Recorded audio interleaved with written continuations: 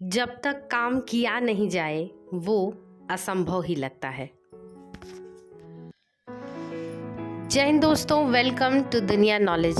आज की वीडियो में बात भारत रत्न और नोबेल पुरस्कार से सम्मानित नेल्सन मंडेला के संघर्षपूर्ण जीवन और साउथ अफ्रीका के एपार्थाइड सिस्टम की। 18 जुलाई 1918 साउथ अफ्रीका के मवेजो गांव में जन्मे नेल्सन रोलिलहाला मंडेला, जिनके पिता का नाम केटला हेनरी और मां का नाम नोस्केनी था। नेल्सन मंडेला एक जॉइंट फैमिली में रहते थे। बचपन तो बिल्कुल साधारण बच्चों जैसा था, मगर वो अपने परिवार के पहले एक ऐसे सदस्य थे जो स्कूल जाते थे।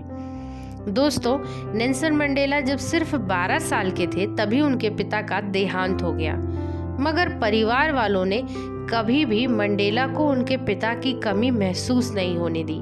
यही वजह रही कि नेल्सन मंडेला ने अपनी स्कूली शिक्षा को पूरा किया और ग्रेजुएशन की पढ़ाई के लिए परिवार ने मंडेला को हेल्ड टाउन नाम के कॉलेज में दाखिल करा दिया।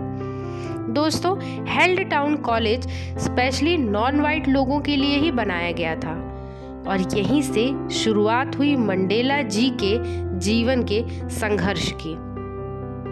उस समय साउथ अफ्रीका दो तरह के लोगों में बटा हुआ था, पहले वाइट लोग और दूसरे नॉन वाइट लोग। साउथ अफ्रीका में हर अच्छी चीज पर और हर अच्छी जगह पर केवल वाइट लोगों का अधिकार था।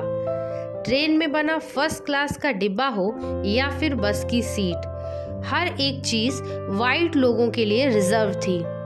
नॉन वाइट लोग तो उन जगहों पर जा भी नहीं सकते थे जहां वाइट लोग रहते थे। School, college, hospital, restaurant, cinema hall, हर जगह सिर्फ वाइट लोगों को अच्छी सुविधाएं दी जाती थी, जबकि नॉन वाइट लोगों को घटिया सुविधाएं दी जाती थी। नॉन वाइट लोगों के साथ रंग के आधार पर भेदभाव किया जाता था। इसे ही साउथ अफ्रीका में एपार्थाइड सिस्टम के नाम से जाना जाता था। अगर कोई नॉन वाइट पर्सन इसके खिलाफ आवाज उठाए तो उसे मार पीट कर चुप करा दिया जाता था। अपने आसपास की इस माहौल को देखकर नेल्सन मंडेला का मन बहुत ही दुखी हो रहा था। इस रंग भेद को खत्म कर सबको समानता का अधिकार दिलाने के लिए कॉलेज समय से ही रंग भेद के खिलाफ मंडेला ने लड़ाई शुरू कर दी, जिसके चलते नेल्सन मंडेला को कॉलेज से भी निकाल दिया गया। 1944 में अफ्रीकन नेशनल कांग्रेस पार्टी को नेल्सन मंडेला ने ज्वाइन कर ली। ये पार्टी पहले से ही नॉन वाइट लोगों के हक की लड़ाई लड़ रही थी। 1947 में मंडेला को इस पार्टी का सचिव चुन लिया गया। मंडेला लगातार रंग भेद के खिलाफ संघर्ष कर रहे थे, पर अहिंसक रूप से, क्योंकि नेल्सन मंडेला गांधी जी के विचारों से बहुत हद तक प्रभावित थे। इसीलिए नेल्सन मंडेला को अफ्रीकन गांधी भी कहा जाता है।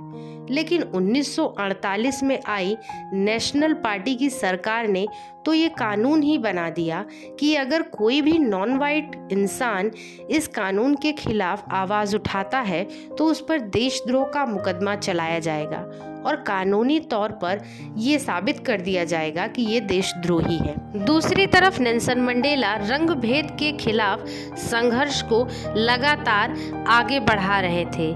नेल्सन मंडेला को 1961 में पहली बार देशद्रोह का आरोप लगाकर गिरफ्तार कर लिया गया, मगर कुछ टाइम के बाद ही मंडेला को निर्दोष मानकर रिहा भी कर दिया गया। दूसरी बार 5 अगस्त 1962 को मंडेला को फिर गिरफ्तार किया गया और पूरे 2 साल तक उन पर मुकदमा चलाया गया, मजदूरों को भड़काकर हड़ताल करवाने के लिए।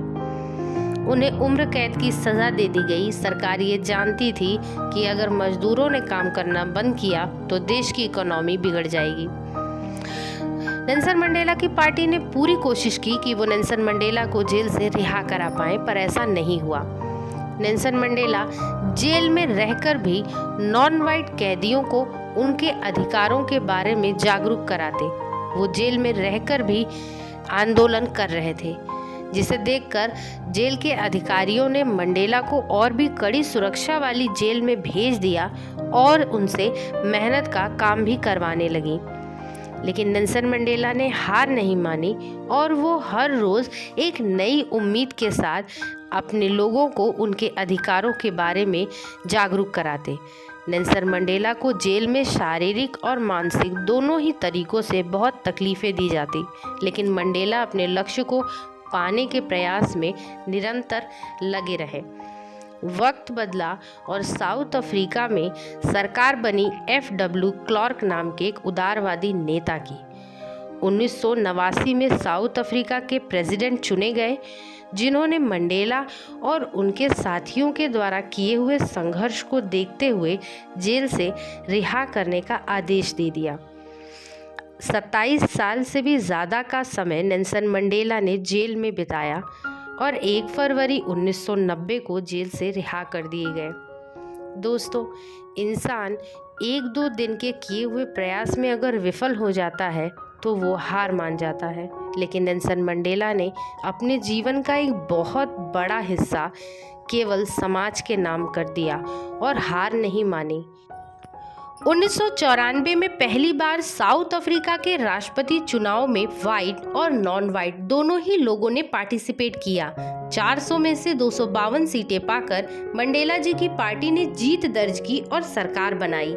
इस तरह साउथ अफ्रीका में 300 सालों में पहली बार नॉन वाइट इंसान को बनाया गया प्रेसिडेंट, जिनके शपथ ग्रहण समारोह में 1 लाख से भी ज्यादा लोग आए, जो अलग अलग देशों और धर्मों से थे। कमेंट बॉक्स में जरूर बताइएगा कि अमेरिका के पहले नॉन वाइट प्रेसिडेंट कौन थे। दोस्तों, अगर आपके भीतर अपने लक्ष्य को पाने का दृढ़ संकल्प है तो बाहर कठिनाइयों के अंधकार कितने भी क्यों ना हो, आपके भीतर जो संकल्प का प्रकाश है वो एक न एक दिन बाहर के अंधकार को जरूर खत्म कर देगा। ये बताता है हमें मंडेला जी का जीवन। पूरे जीवन नेल्सन मंडेला ने शांति और समानता का ही संदेश फैलाया। 5 दिसंबर 2013 में नेल्सन मंडेला ने इस दुनिया को अलविदा कह दिया। ऐसे महान इंसान को हमारा शत शत नमन।